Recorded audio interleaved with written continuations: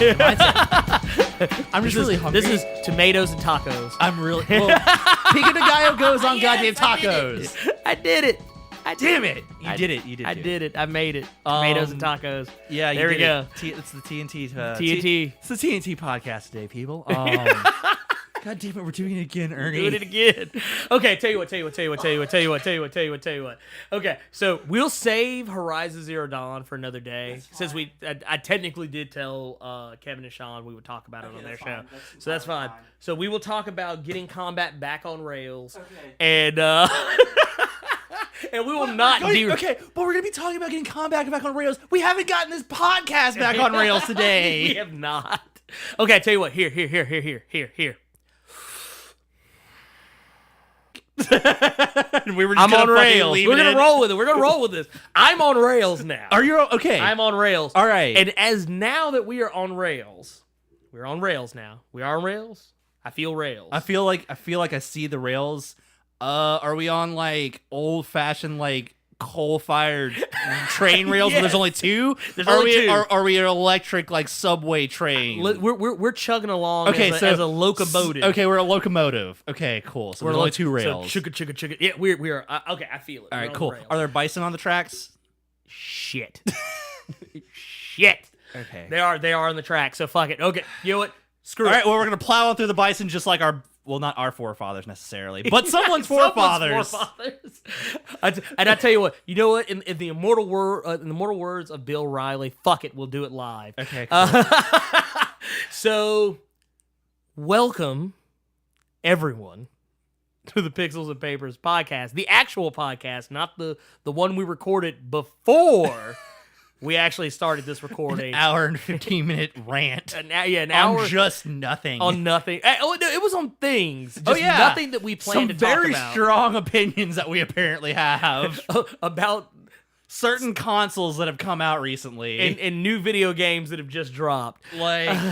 Just a lot of vitriol and venom. Just stuff we do not feel like putting in y'all's ears. Like, not right now. I have to. I stand firm that I am going to post the rant, but I'm going to heavily doctor it before I do. Oh, that's probably appropriate. That is appropriate. I'm going to heavily doctor it before I do. Anyway, so you know what? We're not going to have a bullshit sector on this one because technically we spent an hour and a half doing that before we actually started this recording. And honestly, about 8 minutes of this one was bullshit. So. And it was bullshit, so we've already done it. But I guess we should tell the people which one was which. Yes, because apparently we... Actually, I don't think we sound alike. We don't sound anything alike. What are you talking about? No, not at all. I've got this weird, like, nasally valley thing going on. And I'm just here. Yeah. But I am your co-host, Ernie. I'm your co-host, Derek. And we are going to be talking about how to get combat in your game back on track. If the previous...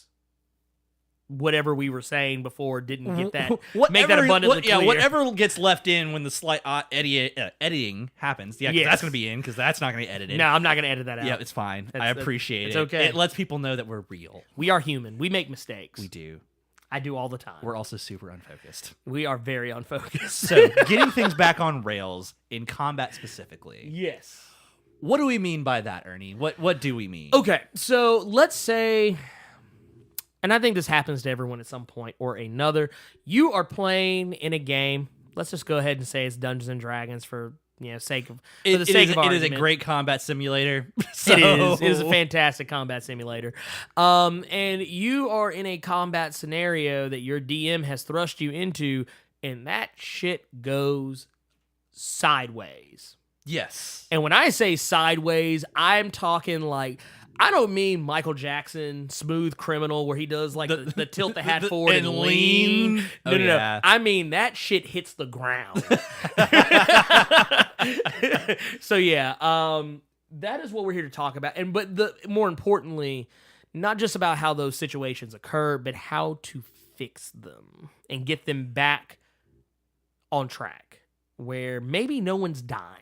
Yeah, or maybe there's not a TPK. Yeah, there's enough people left to like sustain people and they don't die. Right. Hopefully their death saving rolls go well if we're talking 5th ed, because we talk 5th Ed mostly on this show, just because it's current. It's current, yeah. I mean, honestly, if it were up to me, I'd rather talk 4th, but that's fine. But that none is of us are documented. playing 4th Ed right now. Nope. So, and you know the funny thing, and I'm gonna say this real quick, and back to our regularly scheduled programming, but actually one of the players in one of the 5th Ed games that I'm in, we were talking about, he's playing a fighter, and he was talking about action points and second wins and all this other stuff, and they were talking about all these different things that are so different about 5th edition from 3rd, and I was like, yep, all that stuff was in 4th edition.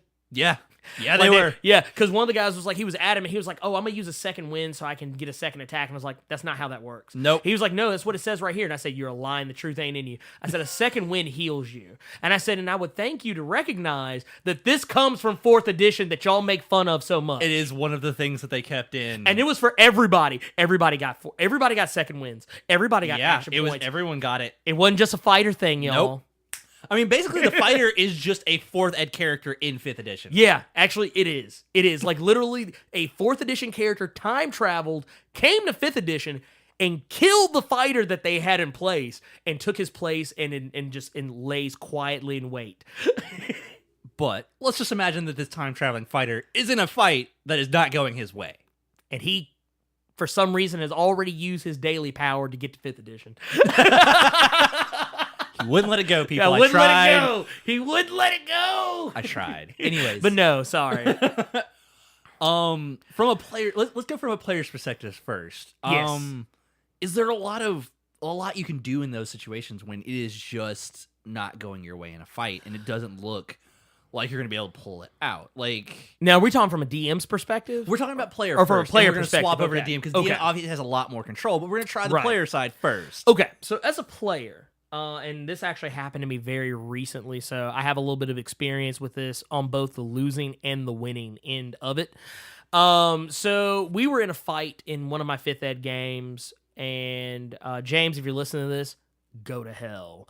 Sorry, well, no, I'm this kidding. Is already interesting. I'm kidding, but and I've talked about this on the show before. But we are playing through a 5th Ed module, and we came across some fire enthusiast, and we got surrounded. Mm-hmm. I mean, the fight was actually going pretty well at first, and then next thing you know, more reinforcements, new characters kept coming in. I think we even fight in, isn't an Azer? It's like the weird dwarf looking thing. Yeah, Azers. Like yeah. One of those came along, and we're just like, dude, what the fuck? Are you trying to kill us? And he was like, no, I'm not trying to kill you. Meanwhile, he's gleefully laughing while he kills one of the players' familiars. But no, we had the fight in hand. And then all of a sudden, the fight was out of hand. And it can happen just in an instant. In the blink of an eye. And now here was our first mistake. We had no heal. We had no healing, so that was our fault. The one person who was supposed to be in our game, who was supposed to play a cleric, did not end up joining our game for whatever reason. Don't know why. I'm still kind of confused as to what happened there. We were supposed to have a cleric and a paladin for that matter. Yeah. And neither one of them came. Neither one of them joined the game. Till this day, months and months later, still have not joined the game. And are playing other games, apparently, from what I hear, but not our game. But not your game. Not our game, so whatever. But we got in a position where we're like, okay, so you know what? This is not working for us. So you know what I did is regular attacks, we're not cutting it. Yeah. And just to give you guys a little bit of background, we had a Goliath Barbarian, and we had an Aarakocra Warlock, and I was playing a Dragonborn Monk. Just a ragtag band of adventurers. Did not belong together. And regular attacks just weren't cutting it. And eventually what started happening was creativity hit. We started fighting creatively. Yes. And that got the fight back in our favor, where it wasn't just like, oh, I'm going to run up and I'm going to use my flurry of blows and I'm just going to do a little hit with the nunchuck. Because that was my standard. I'd be like, hit with the nunchuck and then hit with the bare hand, or this, that, or some other type of martial arts maneuver or something like that. Yeah. And then eventually I was like, you know what? Screw it. Call shots. I was like, we're getting jacked up. I'm going for called shots on everybody I'm fighting. And I'm using each of my attacks for that.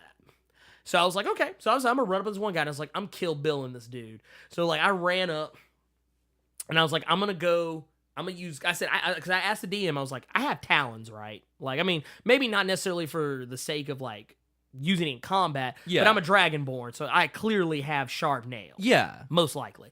Okay. I was like, cool. So this should be easy for me, right? I said, so basically what I'm doing is on both my attacks, I'm going for my opponent's eyes. I was like, I'm going to do for the first strike, I'm going to swing my nunchuck, and I'm aiming for the eye socket. But with the other strike, I'm going for the other eye socket, and I'm going to pluck.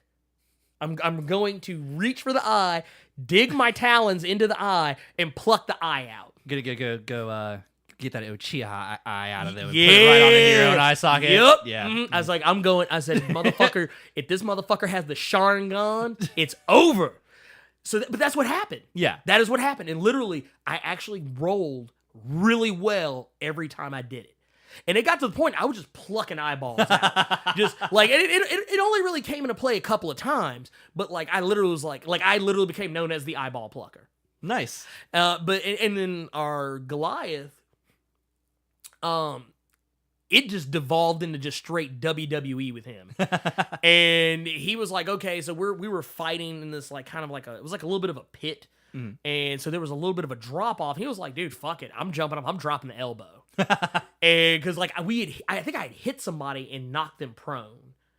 And he was like, fuck it. He's like, I'm coming off the top. And like literally these actions were allowing us to get the fight back from where like we were both getting like waylaid and getting set on fire, getting blasted with fireball spells, getting lambasted with arrows from people that were up high. Like we started thinking outside the box. Yeah. Like we started thinking, hey, this is what we need to do. We need to run up, get in these guys' faces, and hit them in ways he's not going to expect. And now, granted, I say this now, the fight went the complete opposite way once we finished that combat and started another one. Right. That one resulted in a TPK no matter how creatively we fought. But from that, you can glean that creativity from a player standpoint can be your biggest asset to turn the tide of battle. Like, and even just beyond like calling called strikes and like plucking eyeballs so that they start having disadvantages on attacks and all that kind of stuff. I mean, like, look at what environment you're in. Mm-hmm. Like, let's say, because like on the Tuesday night game I was in, there was a battle with harpies that started off with a couple of people being asleep because I didn't have, like, my character was on watch and he didn't have enough time to wake up more than one other person. So two people were intense and harpies just started like just mauling our prone Dragonborn, and it just did not go well for him. It's like a Dragon's Dogma moment. Yeah, like, well, he didn't get picked up and thrown anywhere, which, I mean, could have been terrible if the DM had actually wanted that to happen, and he could have done it. But, like, it was one of those situations where thinking creatively wasn't as much of an opportunity, because I was then surrounded by, like, 6 harpies. So my options are pretty limited of stand there as a barbarian and just rage and hope that I can distract them while other people do other things. But, like, let's say maybe there was a cliff above us, and if I were able to, like, throw an axe and actually hit some, like, rocks and cause kind of, like, an avalanche, it might take all of us out, but, hey, it might end the combat. Right. But put you in a better footing. Yeah. To maybe, I guess, what we're essentially create that moment you see in a lot of action movies where the villain and the hero get separated in the middle of a fight. Yeah. Because of something, whether it's lava came down and cut a path between them, or a fire, or like something collapses. You got to create that moment so you can get the fuck away. Right, exactly. Like, just create distance, get a reset button in there. Mm-hmm. But, I mean, that is going to be the player's best option, is just creatively look at the environment around you, what you have, like, the full abilities that you have as a character. Because, I mean, in combat a lot of the times, it's just the easiest thing you can do is just be like, cool, I'm gonna hit it. Yeah, I'm gonna cast a spell at those things and be done. And you just completely ignore the tactical advantages you have in the environment the DM has put you in. Correct. I mean, there was one instance in the same campaign where we were like actually breaking into a prison encampment basically, and there were a bunch of like barrels around with oil in them and everything. I mean, you could just, ignite the barrel as it was there and it would probably go off. Or you could also tip them over and just set the whole thing ablaze. So you wouldn't get an explosion, but you would just have difficult terrain that is on fire. Like half the camp ended up being on fire because we would just light the barrel and tip it over, and this goo would just go downhill and just wipe out any of the goblins that were trying to come up, and hobgoblins. I mean, so there are times where even like before the battle starts, you can get the odds back in your favor. Like just looking at it, knowing that you're probably not supposed to do this, but sometimes the DM will leave you little things like that he does or does not necessarily intend for you to use in those fashions. But it's fine. I mean, look, it's not an uncommon thing.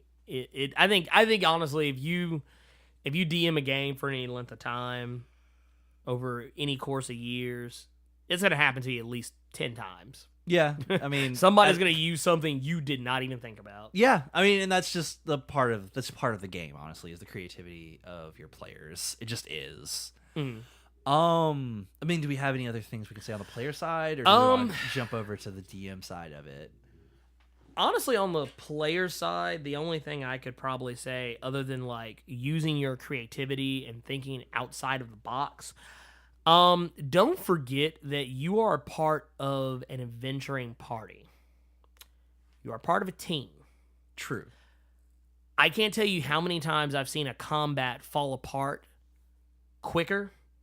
Not just because the whole thing went sideways, but sometimes it goes sideways because the group forgets their team. Yeah, that's very true. They're not thinking about those combo spells. They're not thinking about those combo attacks.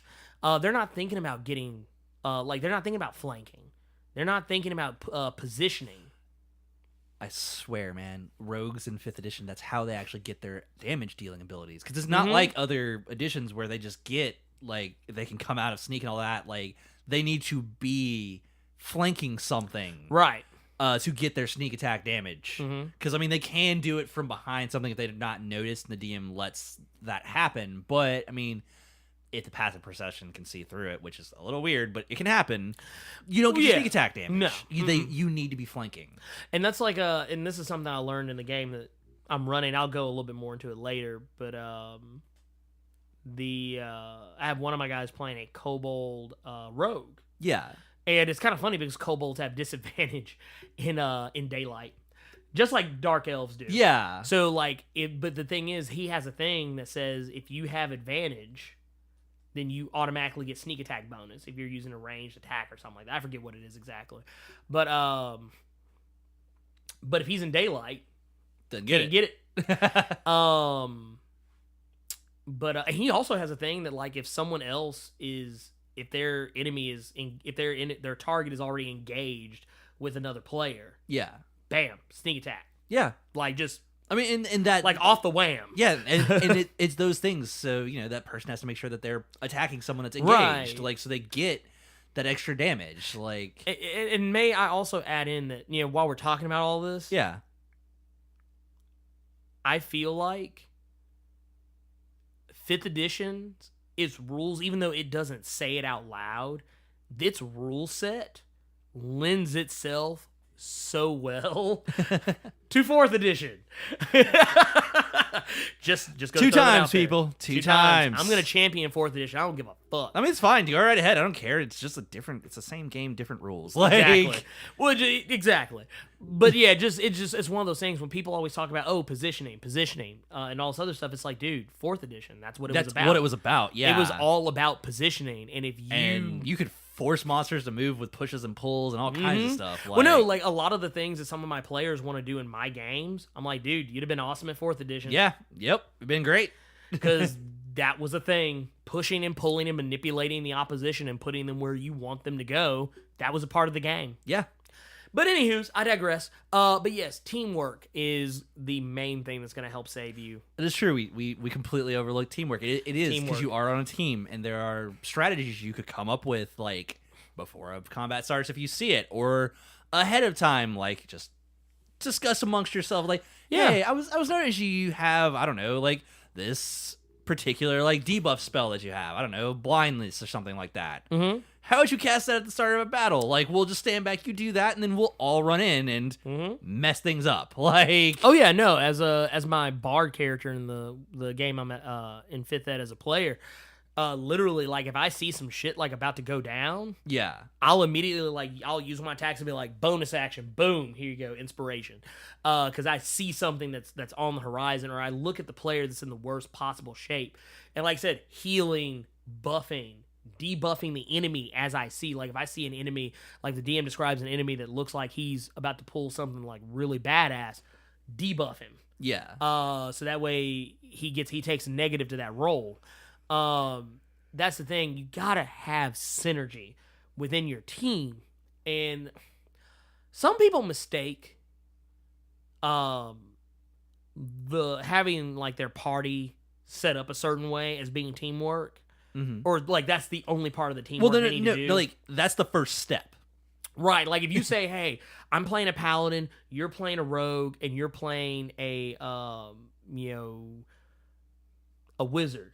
Okay, well, I'm the big tanky guy, so I'm just gonna make sure that I'm gonna get all the tanky stuff going over here, and you do all the wizardy stuff over there, and you do all the sneaky stuff over here.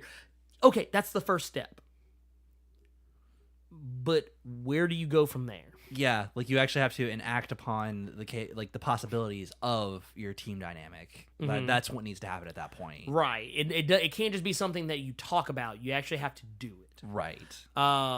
Nothing will kill a party faster than a party that forgets that they are a team. Yes. No matter, like, even in one of my games, no matter how much my character and one of the other characters does not like each other, I still give him buffs when I see he's in trouble. Right, because I mean, it's going to keep all of you alive longer if that happens, regardless of your your dynamic with that character. It only benefits you to keep him alive. Right, It does. It does. I mean, literally. Like, and I find it funny because the way I look at the practicality of how I look at he and I's tenuous relationship. Yeah. I actually view it more in the way that he should be viewing it than he does. Because he is a lizard folk, and I'm just a tiefling. I literally, because my character initially, I wanted to make a lizard folk, but when he said it first, I was like, I'm not doing that. Nope. And because it's happened 2 games in a row. Yeah. And in every case, I feel like I always wind up playing my character the way he should be playing his character. It's like, oh man, I was like when he picked the Aarakocra, the way I was playing my character was how he should have been playing his character. Like, he wasn't like his character was just an Aarakocra that acted like a human. Yeah. Like that's what it was. And his lizard folk is a lizard folk who acts like a human. And I'm like, you're missing this opportunity. Meanwhile, my guy is actually playing a tiefling who acts like a lizard folk. Right. Everything is practicality. It's like, are you useful to me? Yes. Okay. I don't fuck with you. And I do everything in my power to try and keep you happy and not weirded out by the weird shit I do. And that's how it works. Yes. You stop being useful to me, I stop being useful to you. Yep. That's how that works. But no, now from a DM's standpoint, you've got a lot more flexibility on how you can control a battlefield and what can happen and yes. help. Like, oh yeah. You just do. But I think we start off, we'll actually have more of a framework. We start off with, before the combat even starts, determine how you want it to try and go. Do you want it to be challenging? Do you want it to be a cakewalk? Do you just want it to be time fill, which is just the worst combat?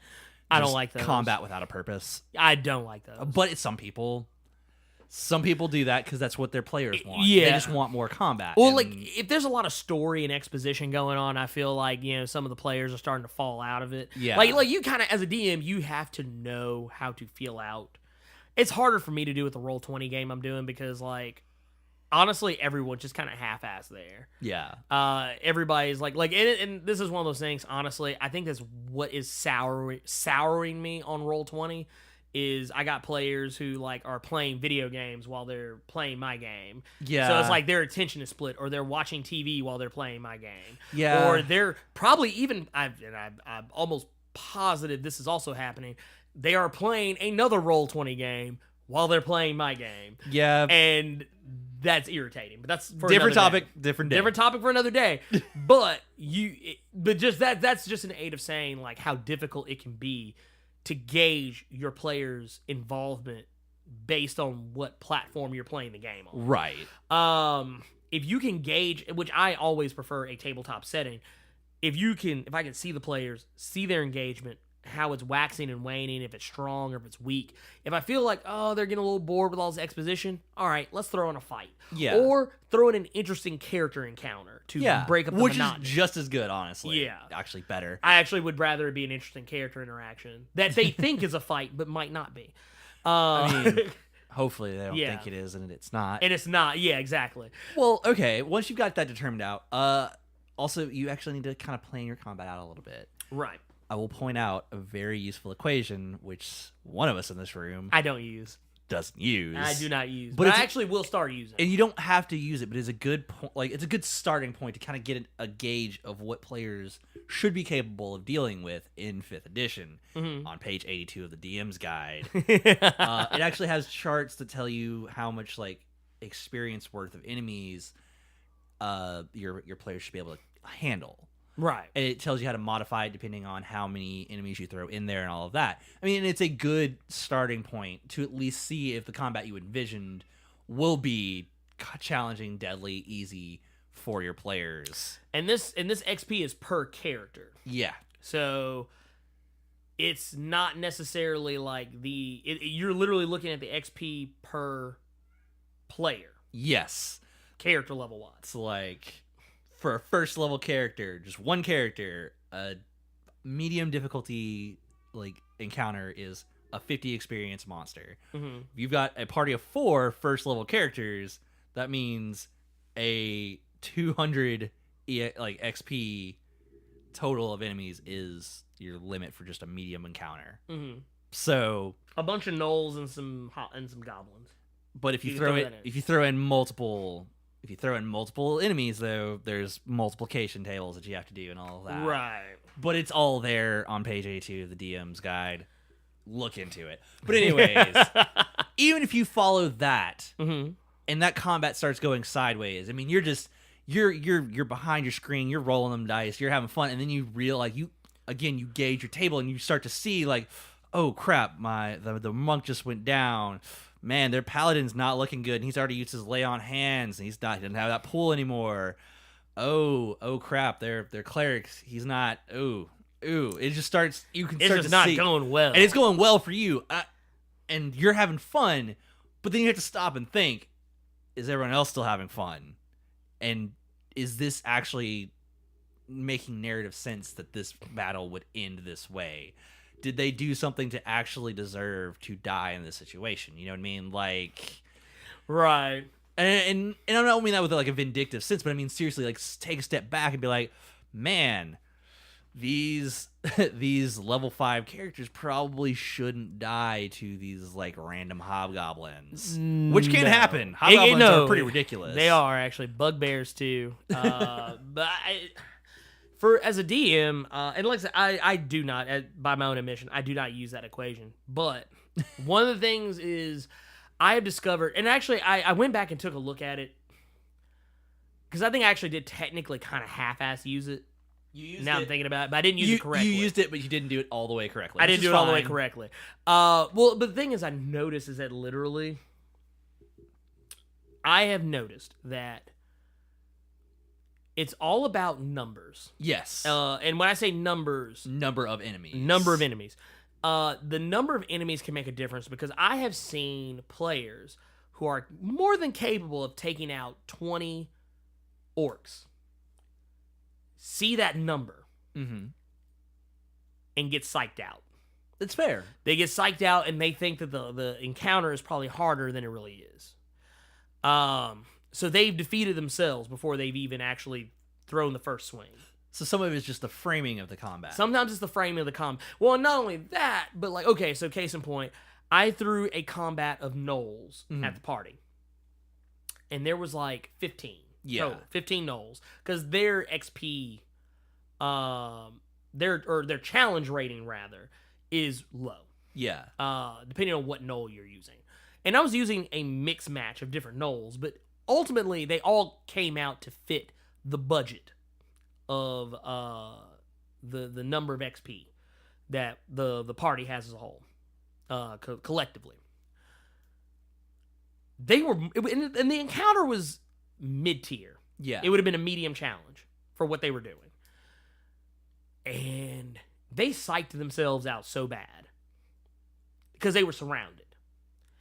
And they were at camp, and all of them failed their perception checks when I rolled the encounter for the night. Yeah. So nobody knew it was coming. Or I think one person knew it was coming, but by the time they got up and got everybody up, they were already being beset upon. Yeah. And I'm talking everybody was taking hits, and one of the players who's playing a cleric, who always seems to put himself in front for some reason, was getting lit up. And, it was bad. Yeah. And, I mean, they ended up winning, but the thing is, it was like, and the other thing I told them too is that, because they all had mounts. And I told them, I was like, you have mounts. Do you want, I was like, are you sending your mounts away? What are you doing? I was like, because these are gnolls. They will kill your horses. And they will probably eat them. Maybe. I mean, they're gnolls. That's what they are gnolls. That's what they do. And I have a very strong appreciation of gnolls because I've always loved gnolls since day one. So I have a big. You weren't the right age to be one of those kids, but you're one of those kids who would have really loved the hyenas from Lion King. I did. You're just like, yeah, I did. Actually, I did. And no, as a matter of fact, like in games where I've been allowed to play gnoll, not as goofy, not goofy or anything like that. I mean, you're not the Ed of them. You're the Whoopi Goldberg. I'm the Whoopi Goldberg of them. Okay. Yes, I'm the Whoopi Goldberg of them, and literally, but with maybe more ferocity. And that's, if you can imagine. Yeah, exactly. Just that's like literally, I don't care how old you are. That's never not funny. It's hilarious. But so I have a very deep understanding of how gnolls operate. Wow. Roundabout way, we just said father's death is hilarious. We did actually. Atricide. It's comedy. It is. Oh man, yeah, my God. Anyways, yeah, no. So real talk. I hit them hard with these gnolls, but it wasn't a fight that they couldn't get out of. And their mounts were very much in danger of dying. Like one of the players, like, oh no, I'm gonna ride my mount into combat, and I was like, okay, cool. I was like, they're attacking your horse. They're not attacking you. They're attacking the horse because you're on the horse. And I was like, the horse ended up getting hit to the point where it was considered injured. Yeah. And I was like, dude, that horse is going to fall down, and it's going to fall down on top of you, and you're going to be stuck. So I was like, rethink what you're doing. And then the other two players have mounts that are essentially just mastiffs. And they thought that their mastiffs had lots of hit points. I was like, no, they don't. It's a dog. It's a large dog. It's a large dog. They have maybe 7 hit points. If that. And I'm being generous. Actually, I think it's 5. I think it's actually 5. But no, like, they got overwhelmed. And then once they started realizing how quickly they could drop the gnolls when they started getting successful attacks, they got back in the game. But the thing that actually kept them from taking that fight from the onset was a lack of teamwork. They all went in different directions. They split the party, and none of them would, like, stick together and help each other out. And you're correct, Mastiff, 5 hit points. 5 hit points? I thought. That's what I thought. But no, like, that, and like I said, that is the thing. Now, what I did to kind of help get them back on track was that I started diverting the gnolls a little bit differently than I normally would have. Instead of making them, like, attack the weakest link or gang up, I made them split up more and keep range. Yeah. And that was where one of the other, actually 2 of the players had their strengths were at range. So that way they could keep themselves in the fight and not dog themselves out. Okay. And where one of the other players was, getting waylaid, I basically just kind of, honestly, it's not something I recommend doing all the time. I just fudged numbers. I mean, said, here. I mean, that's the classic way of trying to rebalance stuff is fudge them numbers. Yeah. There's going to be a lot more whiffs than actually happen. Oh, yeah. No. Well, the thing is, it's like, I really just did not want them all to die. Yeah. Especially when the fight was so easily won. And I just looked at him. I was like, here's what's going to happen.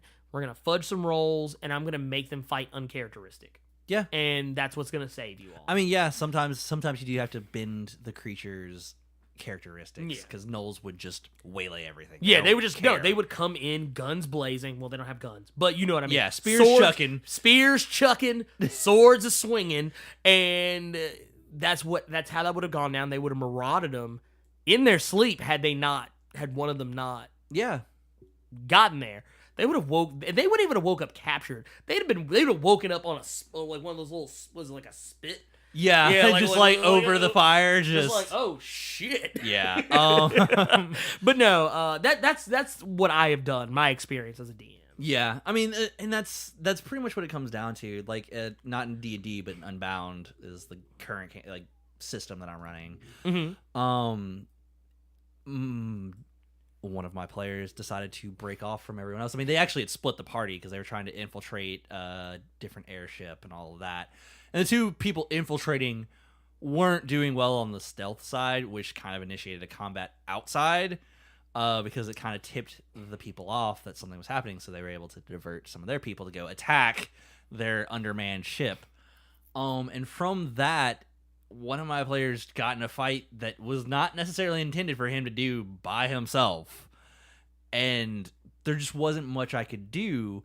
Like, narratively, it just made sense that he was doing something that was going to get him beat down. Right. And I just couldn't act outside of that. Like, it was unfortunate, but on the other side of it, just narratively, I've got them set up in different ways that make him being pretty much beat into the ground and captured kind of vital, you know? Right. So that's for the narrative. I mean, they're about to hit a turn of like a point turn in the story where it's going to look pretty grim just by the unfortunate amount of failures that they did. But I mean, like, there are times where your hands are tied, you know? Well, yeah, you can't control every I mean, you should be able to, but sometimes there are just some facets of the game that are out of your control. Yeah. Like probability. Yeah, probability, there's nothing you can do. Like, other than fudge them numbers on your side. On your side, yeah. Now, if they're just constantly whiffing, there's nothing you can do. Like, there are just nights where it feels like no one can hit. Well, no, like, my first run with Roll20 was Shadow of the Demon Lord, and like one of the players was like, dude, I feel like there's something wrong with like the dice roller. I was like, no, there's nothing wrong with the dice roller. It's you. It's you. I was like, everybody was rolling shithouse. Yeah. And there were other people who were rolling good. But the thing is, sometimes, anytime probability is in play, you stand a strong chance of being on the losing end. Yeah. Especially when you're talking about like a game that uses a D20 system. Any D20 game, because you're usually rolling your D20 to attack. That means you have a very low chance of success. Like, I mean, most people don't think about it, but yeah, if you in a game where D20s are used and your target number is usually, especially if you have to hit a target number, it's usually somewhere in like the 15 range. Yeah. That's a low chance to hit. Like, especially even if your modifier is only like a +1 or +2, it's still not helping your odds. No, not You're at still all. at a less than 50% chance. And that's generous. Yeah. That's, like, honestly, you saying less than 50%, that's a generous saying. Like, I would actually dare say you have less than a 25. I wouldn't say less. You have about a 25%. Yeah. You have a 25% chance to hit.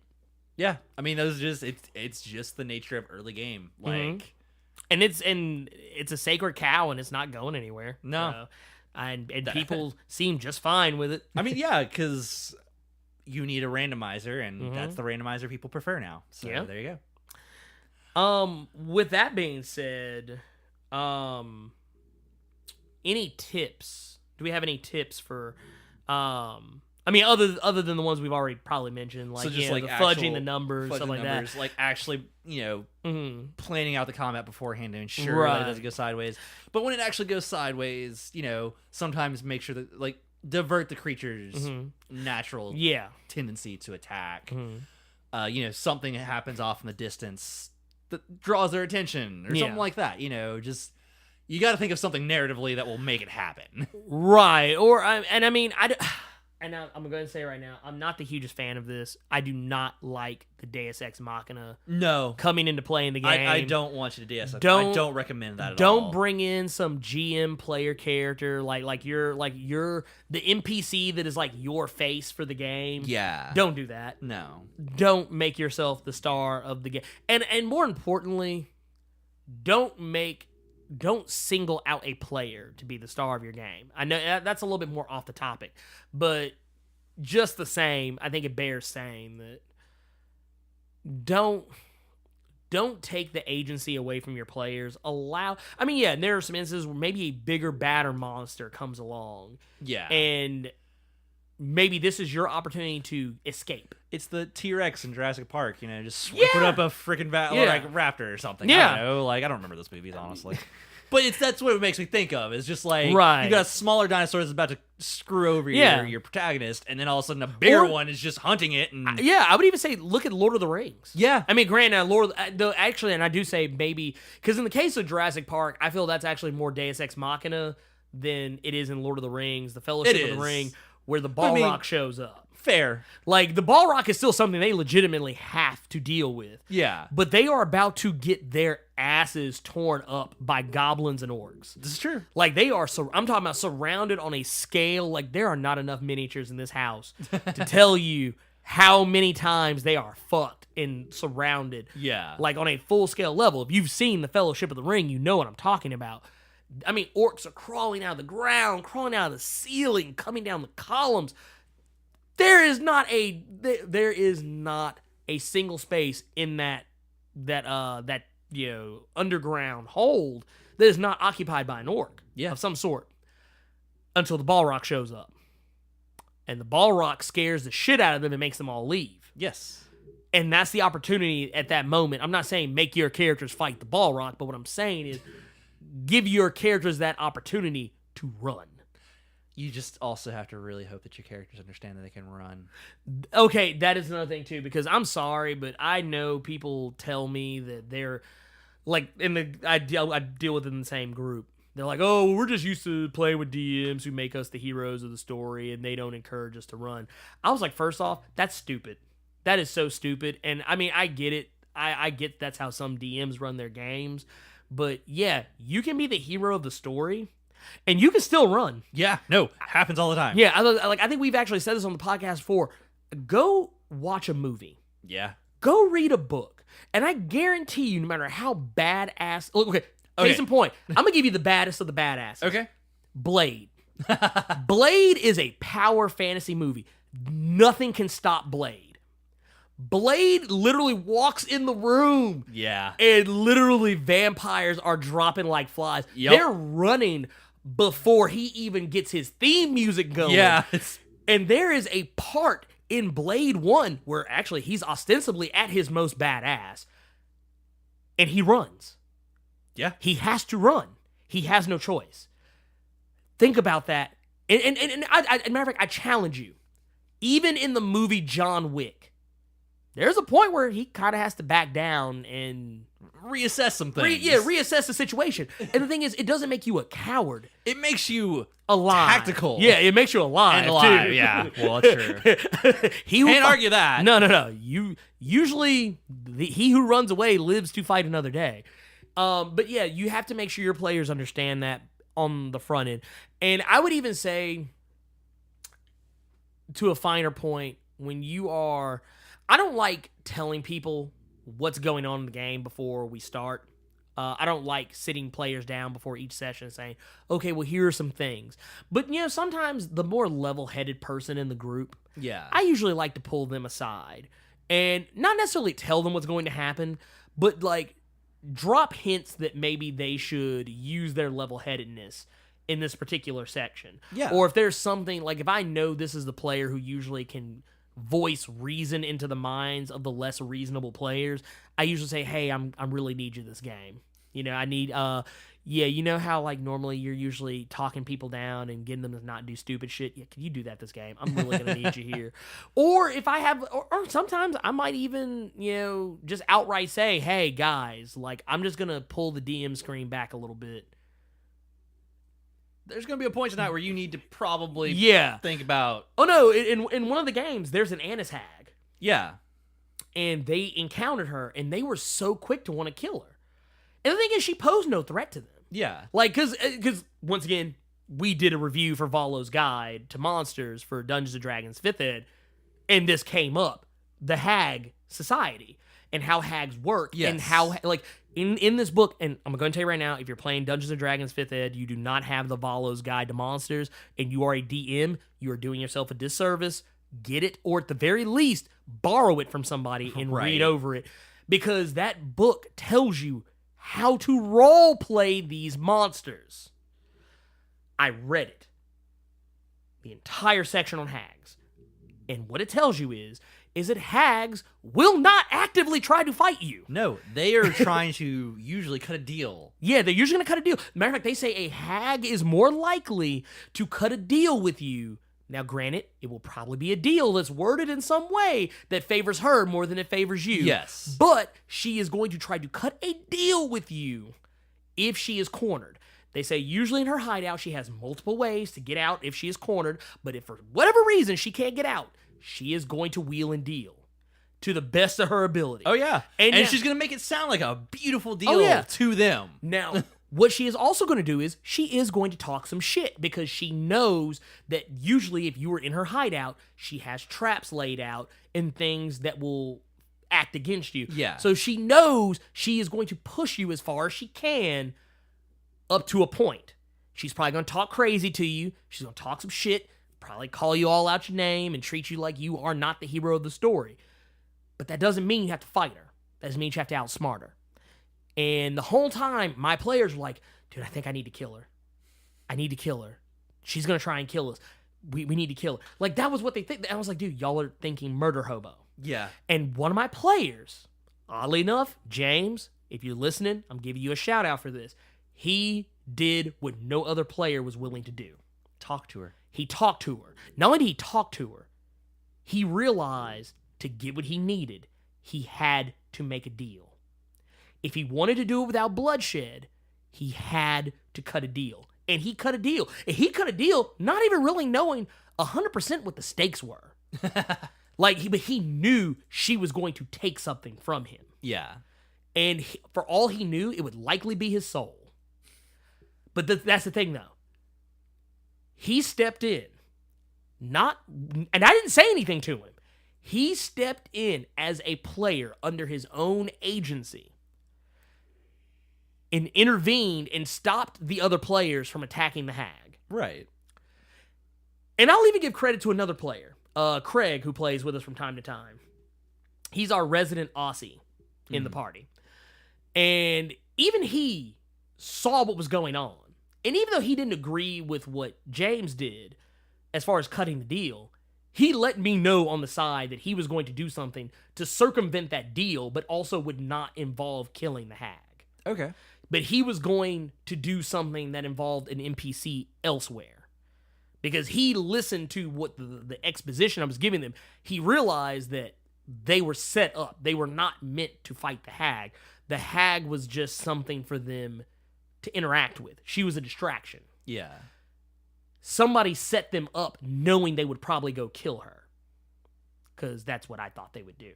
I mean, you weren't wrong. Yeah, I have no faith in my players. I won't lie. I take that back. I trust them to do what I expect them to do. But the thing is, that's how you let your players do it. Yeah. Take some damn agency in your character. If you want to be the hero of the story, be the hero of the story. Don't just sit back and let the DM spoon feed you the plot. Right. Get in there. Get your feet wet. What was it? Like one of my favorite things in Constantine with Papa Midnight. Get him after. Get him after. Get in there. Get your feet wet. Don't be scared. You can't be the hero of the story hiding outside the hut. No, that's not how that works. But anywho's, we actually have...